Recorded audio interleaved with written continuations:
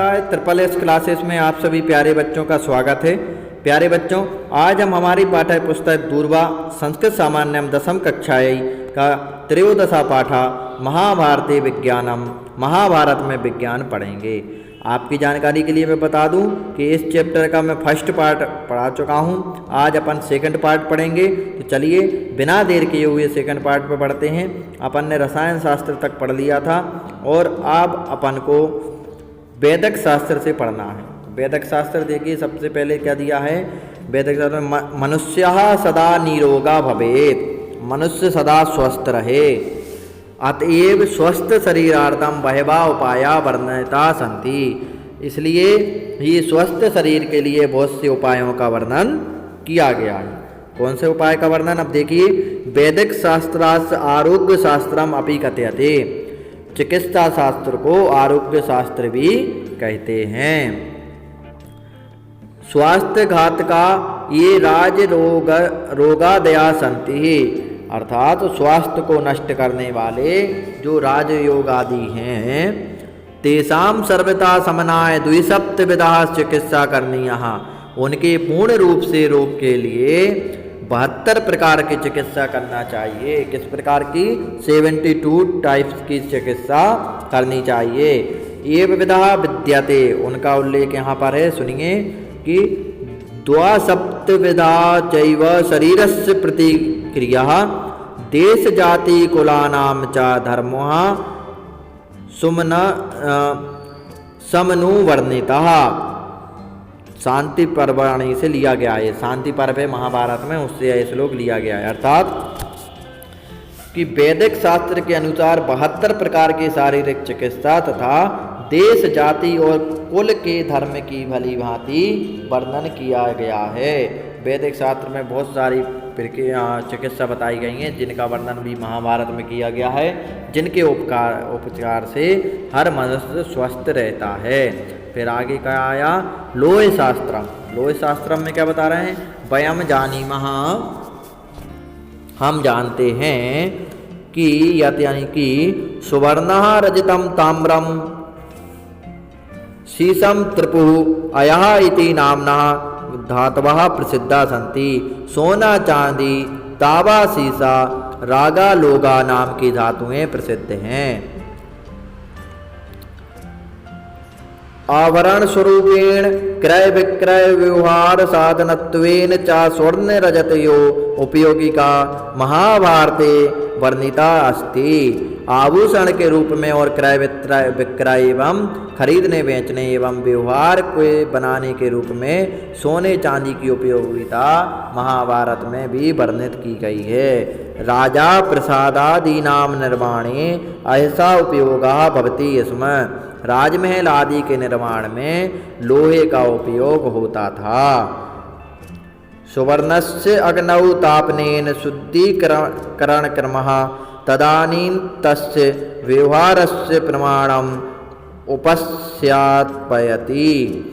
सोने का अग्नि में तपाने से शुद्धिकरण का क्रम उस समय के व्यवहार के प्रमाण को उपस्थित करता है। जैसे यथा ही कनकम शुद्धम तापच्छेद निघर्षणै परिच्छेद तथा शिष्यान ईक्षीण शील गुणादि भी, यह भी शांति पर्व से लिया गया है। जैसे शुद्ध सोने को तपाकर काटकर और घिसकर परीक्षा की जाती है, वैसे ही शिष्यों के शील गुणों आदि को देखना चाहिए। सोना कब खराब बनता है? जब उसको तपा दें, जब उसको काटें तपाएं घिसें, उसके बाद भी वह आभूषण बनता है, नहीं तो सोने की बट्टी सुंदर नहीं लगती है। ठीक उसी प्रकार गुरु जन भी अपने शिष्यों को इसी प्रकार तपा करके अच्छे बनाते हैं, और जो इनमें तप जाता है वही निकल के सामने आता है। चलिए अब है वस्त्र निर्माण।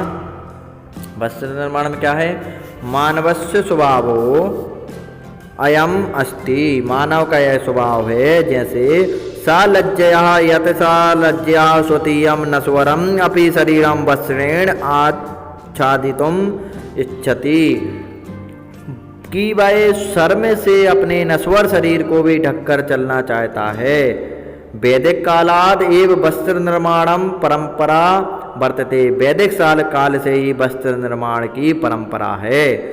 महाभारते ऊर्ण कार्पास कौशेय आदि वस्त्राणाम निर्माणस्य तत्र तु शुभापेक्षितस्य वर्णस्य संयोजनस्य च वर्णस्य न मिलति। अब क्या बोल रहे हैं कि मनुष्य का ऐसा स्वभाव ही है कि वह अपने नश्वर शरीर को वस्त्र से ढकना चाहता है। वैदिक काल से ही वस्त्र का निर्माण चला आ रहा है।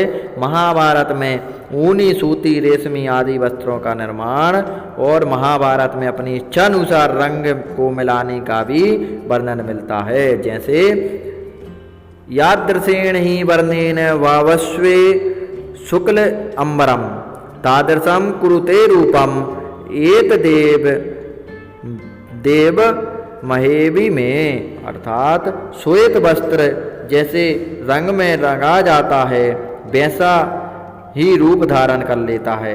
इसी प्रकार जैसे अब दूध है उसमें जो भी रंग डाल दो वैसा उसका रंग हो जाएगा और रंग धारण कर लेता है। इसी प्रकार जैसा संग किया जाता है वही रंग अपने ऊपर चढ़ जाता है। इस बात से मुझे अच्छी तरह से सभी को समझ लेना चाहिए कि आप जैसी संगति करोगे वैसे ही रंग में रंग जाओगे। अच्छे सज्जन पुरुष की संगति करोगे तो आप अच्छे बन जाओगे, बुरे लोगों की संगति करोगे तो आप बुरे बन जाओगे। चलिए, अनेन ज्ञायते यत इदम लक्ष्यैक पदात्मकम महाकाव्यम महाभारतम एकतः पुरुषार्थ चया प्रकाशनम वर्तते। इससे जाना जाता है कि 1 लाख श्लोकों वाला महाकाव्य महाभारत एक तरह का पुरुषार्थ, मतलब जिसमें चारों चीज़ हैं। कौन सा? धर्म, अर्थ, काम, मोक्ष, जो ये सब चीज़ें हैं उनका प्रकाशक है, उनको बताने वाला है। ततो अपि अधिकम ज्ञान विज्ञानयो वेदितम च समुपदिशति, और इससे भी अधिक ज्ञान और विज्ञान को विस्तार पूर्वक सम्यक उपदेश करता है। इसलिए हमें महाभारत में की अच्छाइयों को लेना चाहिए और सभी ग्रंथों की अच्छाई को लेना चाहिए। और इस चैप्टर का यही उद्देश्य था कि महाभारत के समय में भी विज्ञान था, जो यह सिद्ध हो जाता है। चलिए अब अपन इसके एक्सरसाइज को देखते हैं। इसकी एक्सरसाइज में सबसे पहले अपन देखेंगे एक पदेन में है महाभारतस्य प्रणेतनम केन कृतम। महाभारत के रचयिता कौन है? तो महर्षि वेद व्यास। तो इसमें आ जाएगा वेद व्यासेन। जलम बिना किम न संभवम, जल के बिना क्या संभव नहीं है? तो जब मैंने बताया था जीवनम हो जाएगा। खगोल शास्त्रम कस्मिन क्षेत्र प्रसिद्धम, खगोल शास्त्र किस क्षेत्र में प्रसिद्ध है? तो समय की गणना करने में प्रसिद्ध है। तो इसका आंसर क्या हो जाएगा? काल गणना क्षेत्रे। फिर है राजप्रसाद आदि नाम निर्माणे कस्य उपयोगा भवति। इसमें राजमहल आदि के निर्माण में किसका उपयोग होता था? तो यहाँ हो जाएगा ऐसा मतलब लोहे का। फिर है केन दर्शनेन सूक्ष्म वस्तु बृहदेव भासते, किसके द्वारा छोटी वस्तु भी बड़ी दिखाई देती है? तो वह है कांच के द्वारा। अब एक वाक्य देख लीजिए, एक वाक्य पूर्ण वाक्य। शिष्यान कथम परीक्षेत, शिष्यों की परीक्षा कैसे करनी चाहिए? तो शिष्यान शील गुणादि भी परीक्षेत, शिष्यों के शील गुणों को देखकर, अच्छे गुणों को देखकर शिष्य की परीक्षा करनी चाहिए। सेकंड वाला आवरण स्वरूपेण कयो उपयोगिता महाभारते वर्णिता, गहनों के रूप में किन दोनों का उपयोग महाभारत में वर्णित किया है? तो स्वर्ण रजतयो उपयोगिता, आवरण स्वरूपेण स्वर्ण रजतयो उपयोगिता महाभारते वर्णिता, गहनों के रूप में सोने और चांदी का उपयोग महाभारत में किया गया है। फिर है जनः सुगंध द्रव्याणाम निर्माणार्थम कस्य उपयोगात् कुर्वन्ति। इसमें लोग सुगंधित द्रव्यों के निर्माण के लिए किसका उपयोग करते थे? तो इसमें आएगा लोग सुगंध द्रव्याणाम निर्माणार्थम पुष्पाणाम तेलस्य च उपयोगा कुर्वन्ति। इसमें पुष्पों का और तेल का उपयोग करते थे।